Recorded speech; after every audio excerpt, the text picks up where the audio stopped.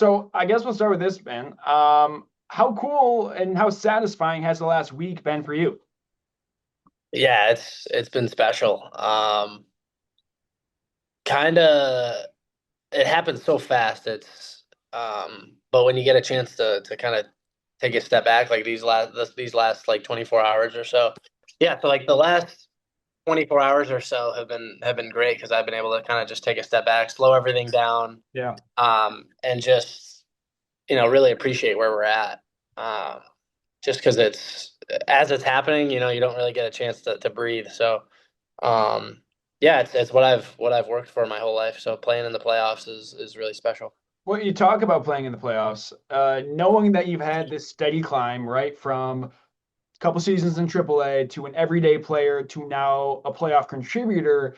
What do you think you've grown in the most across this kind of stretch in professional baseball for you?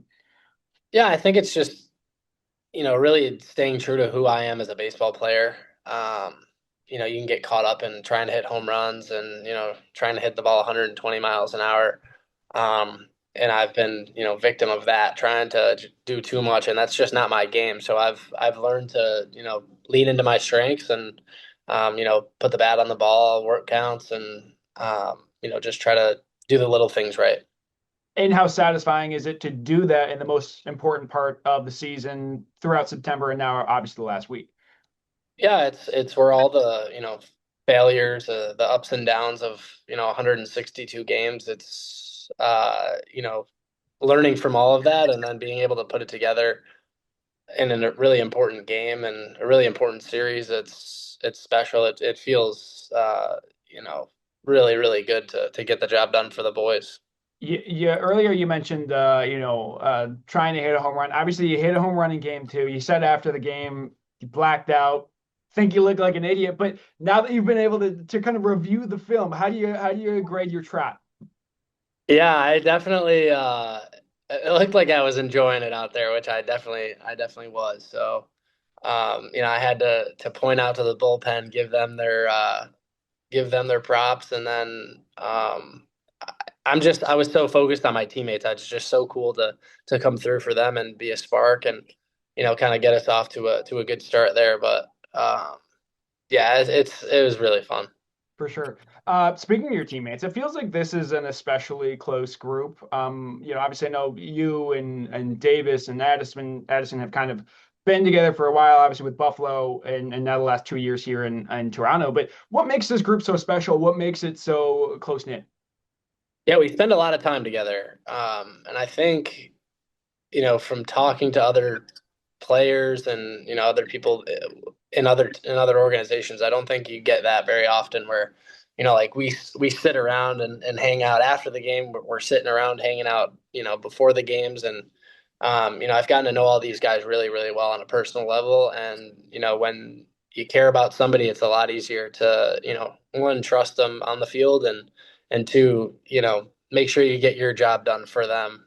And we play for each other, so everything else kind of takes care of itself when you're not worried about personal accolades and all you care about is the team. Yeah, I mean, how cool is it that you have people who've been with you for uh since you can probably remember still rooting for you now? Yeah, that's one of the coolest things about this whole run, and honestly my whole baseball career. I've had so many people reach out and just wish me the best, and it means the world to have the support of what I call home and all the people who I grew up with and who I love so much. It just means so much to me, and I had 100 and 200 text messages after the game the other night, and I hope I didn't miss anybody, but it's just the coolest thing ever. I just appreciate it so much, and yeah, it doesn't go unnoticed, and Rochester will always be home for me. Absolutely. Well, speaking of that, I mean, one of the guys in this video said, "Hey, the only time I'm going to root for the Blue Jays is because of Ernie Clement." Do you feel like you've swayed a lot of Yankees fans in this area?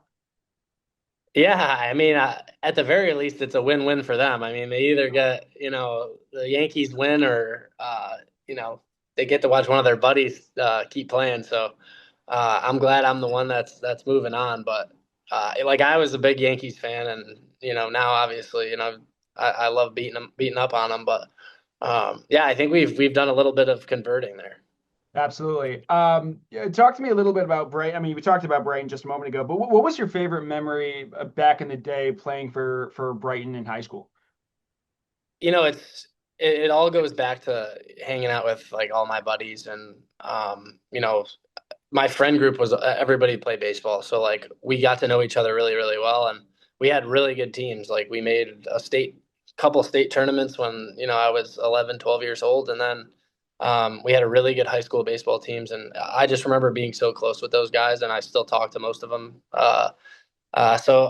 Like it's just a common theme. Like the closer you are with your boys on the team, the better your guys are going to play. So um, for me, it was my best memory was just hanging out with the guys. That's the best part about what I do now. Absolutely. Then talking a little bit about Diamond Pro, I know you were with them for a long time. What is like, what did that organization mean to you, and what does it still mean to you to this day? Yeah, I started hitting with Matt Dreyer when I was, I think, a sophomore in high school. Um, my parents constantly tried to, find baseball opportunities for me in New York, in Rochester, which was really, really tough back then when I was growing up. So, um, I started hitting with Matt my sophomore year, and you know, every year since I go back every time the snow starts falling, I'm hitting in his indoor facility, and he helped me find more opportunity as I grew up, and kind of wanted to branch out and start getting some exposure to college scouts and professional scouts. So he was just huge. I can't thank the guy enough. I mean, he's turned into just a great, mentor, a great friend, and I still every off season I'm hanging out with him a couple times a week hitting, and if we're not hitting, we're going out and grabbing a couple beers and hanging out. So it's just it's a great relationship, and like I can't thank him and all the guys at Diamond Pro enough. They let me just come in kind of whenever I want, so it's really special. For sure. When you were coming up, I know you just mentioned Matt Dreyer. There were a couple guys playing, in pro ball, whether it was in AAA or AA. Were there any guys when you were coming up a couple years ago that you reached out to from Rochester that had experience playing in the minors and then, of course, in the majors? Or was there anyone you kind of had a chance to reach out to get kind of the see what this path could be? So I played with Danny Mendick in summer ball.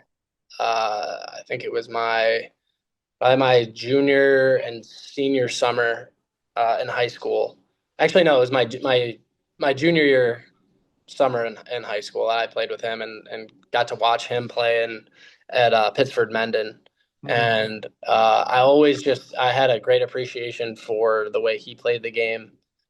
He was a good, guy to look up to, and just in terms of, the way his whole journey to becoming a Major League Baseball player. I mean, he was, not the biggest guy in the world. He wasn't recruited heavily out of high school. He went to MCC, and then found a Division I opportunity, and I think he was drafted in like the 30th, 40th round, something crazy like that, and ended up making it to the major league. So the work ethic that takes, and I mean, I have all the respect in the world for him, and it's been cool to talk baseball with a guy like that who knows the game really well, really well. I could absolutely see him staying in the game in some capacity when he's done playing, and whether that be coaching, hitting coach, fielding coach, or manager, something like that, because he's just a baseball guy.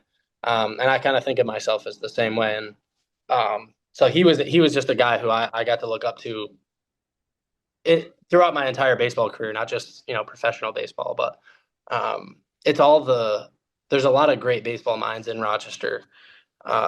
Greg Cullen being another one who I became really, really close with. On the field, off the field, whatever it was, he's just a great guy, and I'm fortunate enough I've came into contact and created relationships with some pretty amazing people through this game. Yeah, I think Danny, last I checked, was with the Rays as a coach, I think with their Yeah, high A affiliate. But is it fair to say then that there is a Rochester baseball fraternity? Like that's a real thing? yeah, absolutely, absolutely. I mean, there's not many of us, but I mean, for the ones that are, in that said fraternity, it's a great group. Last question I got for you. Walk me through the last out of Game 4. I know a lot of because you had a bit of a cushion, but you never know. Obviously, in a game like that, and then walk me through your moments, and then when you have a chance to obviously continue going to the next round and keep representing Rochester. Yeah, I mean, it felt like we were going to get it done. I was saying that, since the series started, like it felt like it was ours to lose. And apart from, game three not going our way and us making couple mistakes, like we played so well. We took care of the baseball and we had some really timely hits. So with that, I think it was 5-1 at that point. Maybe five. I know they punched one Yeah. across, but I think it was 5-2, and it felt like Hoffman was in control, and he struck Bellinger out, and we kind of just took our time getting to the mound. I didn't really know who to go to. I was kind of caught in between, and we ended up just kind of celebrating on the mound, and it's a great feeling when you can you know accomplish what you set out to do, and obviously our job's not done, but it's important to take those small victories along the way. So it felt really, really good. Absolutely. Well, I mentioned, have you ever hit 643 in a four-game series ever in your life before this weekend? I don't know that was some good baseball. Yeah. Everything just seemed to kind of fall my way, so that's just how the game can go. And then next week I could line out 10 times. You never know. But I'm going to keep the same approach and hope they keep falling. Appreciate you, Ernie. Thank you so much, man. Best of luck.